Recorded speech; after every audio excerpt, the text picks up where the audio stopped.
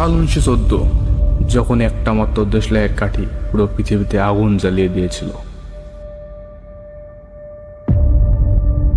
বিংশ শতাব্দীর শুরুতে ইউরোপ দেখতে খুব শান্ত ও সমৃদ্ধ মনে হলো, ভেতরে ভেতরে তা ছিল একটা জ্বলন্ত আগ্নেয়গিরি।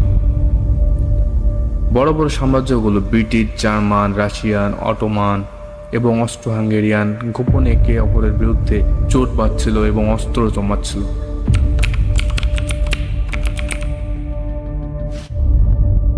বসনিয়ার সারাজোভো সহ অস্ট্রো হাঙ্গেরিয়ান সাম্রাজ্যের যুবরাজ আর্কডিউ ফ্রান্স ফার্দিনান্দ এবং তার স্ত্রী সোফি গাড়ি করে যাচ্ছিলেন। ফ্লাগহ্যান্ড নামের একটি সার্বিয়ান গুপ্ত ঘাতক দলের 7 জন সদস্য তাদের হত্যার জন্য রাস্তায় তৎ পেতেছিল। প্রথমের দিকে কয়েকটা চেষ্টা ব্যর্থ হয়, এমনকি একটা বোমা ছোড়া হলো তার যুবরাজের গাড়িতে না লেগে পিছনের গাড়িতে লাগে। যুবরাজ বেঁচে যান, কিন্তু ভাগ্যে নির্মম পরিহাসে। পরে যুবরাজের গাড়ি চালক ভুল রাস্তা দিয়ে ঢুকে পড়ে এবং ঠিক সেখানে দাঁড়িয়েছিল 19 বছর বয়সী সার্বিয়ান তরুণ গাভরিলো প্রিন্সিপ। সে পকেট থেকে পিস্তল বের করে পয়েন্ট ব্লাঙ্ক রেঞ্জ থেকে যুবরাজ ও তার স্ত্রীকে গুলি করে। এই একটা হত্যাকাণ্ড কিভাবে পুরো পৃথিবীকে ধ্বংসের মুখে ঠেলে দিল, এটাই সবচেয়ে বড় রহস্য।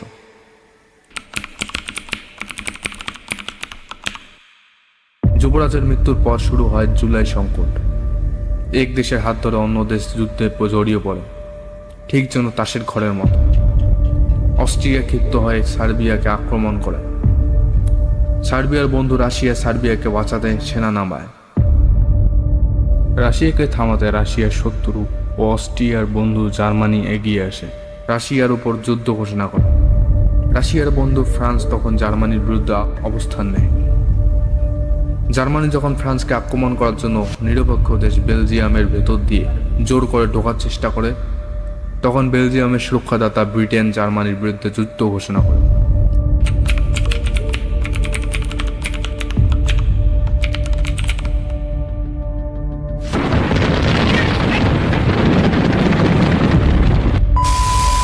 এই যুদ্ধকে তখন বলা হতো the war to end all wars, সব যুদ্ধ শেষ করার যুদ্ধ। এই যুদ্ধ আগের সব যুদ্ধের চেয়ে আলাদা ছিল, কারণ এখানে বিজ্ঞান ও প্রযুক্তির এক দানবীয় রূপ দেখা দিয়েছিল। ফ্রান্স এবং জার্মানির সীমান্তে হাজার হাজার মাইল লম্বা মাটির নিচে গর্ত বা ট্রেন্স খোঁড়া হয়। সৈন্যরা বছরের পর বছর সে কাদা ও ইঁদুরের লাশের গন্ধের মধ্যে বাস করত। মাঝের জায়গাটুকুকে বলা হতো নো ম্যানস ল্যান্ড। সেখান দিয়ে যেই যেত মেশিনের গুলিতে ঝাঁঝরা হয়ে যেত। এই যুদ্ধে প্রথম ব্যবহৃত হয় ক্লোরিন ও মাস্টার্ড গ্যাস, যা মানুষের ফুসফুস গলিয়ে দিত। যুদ্ধের ইতিহাসে প্রথমবার আকাশে যুদ্ধ শুরু হয়। জার্মানি সাবমেরিনগুলো সমুদ্রের নিচ থেকে লুকিয়ে শত্রু জাহাজে টর্পেডো মারত। যুদ্ধের ইতিহাসে সবচেয়ে সুন্দর ও রহস্যময় ঘটনা ঘটে 1914 সালের 25শে ডিসেম্বর। কোনো সরকারি আদেশ ছাড়াই বড়দিনের দিন ব্রিটেন ও জার্মানির সৈন্যরা যুদ্ধ থামিয়ে দেয়। তারা নো ম্যানস ল্যান্ড এ এসে একে অপরকে জড়িয়ে ধরে, চকলেট সিগারেট উপহার দেয় এবং ফুটবল ম্যাচও খেলে। কিন্তু বড়দিন শেষ হতেই তারা আবার একে অপরকে গুলি করতে শুরু করে। মানুষের ভেতরে এই মানবিকতার এই ক্ষণস্থায়ী রূপ আজও এক বড় রহস্য। যুদ্ধ যখন স্থবির হয়ে গেছে, কোনো পক্ষই জিততে পারছে না, তখন দুটি ঘটনা পুরো দৃশ্যপট বদলে দেয়। রুশ বিপ্লব 1917, রাশিয়ার ভেতরে জারের শাসনের বিরুদ্ধে সাধারণ মানুষ ও বলশেবিকরা বিদ্রোহ করে। লেনিনের নেতৃত্বে রাশিয়া যুদ্ধ থেকে নিজেদের প্রত্যাহার করে নেয়, ফলে জার্মানি স্বস্তি পায়।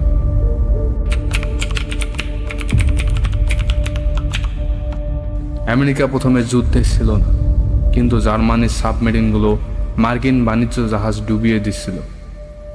এর মধ্যে ব্রিটিশ গোয়েন্দা জার্মানির একটি গোপন বার্তা ফাঁস করে দেয়। জার্মানি মেক্সিকোকে বলেছিল যে মেক্সিকো যদি আমেরিকাকে আক্রমণ করে তবে জার্মানি মেক্সিকোকে আমেরিকার টেক্সাস, অ্যারিজোনা ও নিউ মেক্সিকো রাজ্য ফিরিয়ে দেবে। এই বার্তা ফাঁসের পর ক্ষিপ্ত হয়ে আমেরিকা মিত্রপক্ষে যোগ দেয়। আমেরিকার বিপুল সেনা ও অর্থের কাছে জার্মানি কোণঠাসা পড়ে।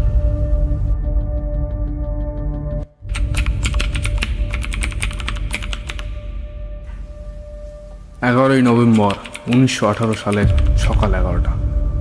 দীর্ঘ 4 বছর 3 মাস 14 দিন পর অবশেষে যুদ্ধ থামে। জার্মানি আত্মসমর্পণ করে। নিহত প্রায় 2 কোটি, 10 লাখের বেশি ভারতীয় সৈন্য ব্রিটেনের হয়ে এই যুদ্ধে লড়েছিল। প্রায় 74,000 ভারতীয় সৈন্য এ যুদ্ধে শহীদ হন। আহত প্রায় 2.1 কোটি মানুষ। এই একটা যুদ্ধের ফলে পৃথিবীর 4টি বিশাল সাম্রাজ্য ধুলোয় মিশে যায়। জার্মান, রুশ, অস্ট্রো হাঙ্গেরিয়ান এবং অটোমান সাম্রাজ্য। মানচিত্র থেকে হারিয়ে যায় পুরনো রাজতন্ত্র।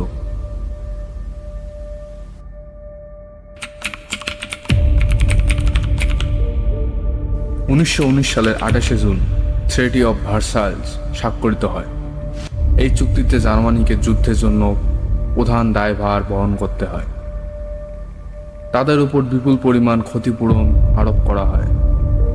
সেনাবাহিনীর আকার কঠোরভাবে সীমিত করা হয় এবং বেশ কিছু ভূখণ্ড কেড়ে নেওয়া হয়। অনেক জার্মান এই চুক্তিকে জাতীয় অপমান হিসেবে দেখেছিল।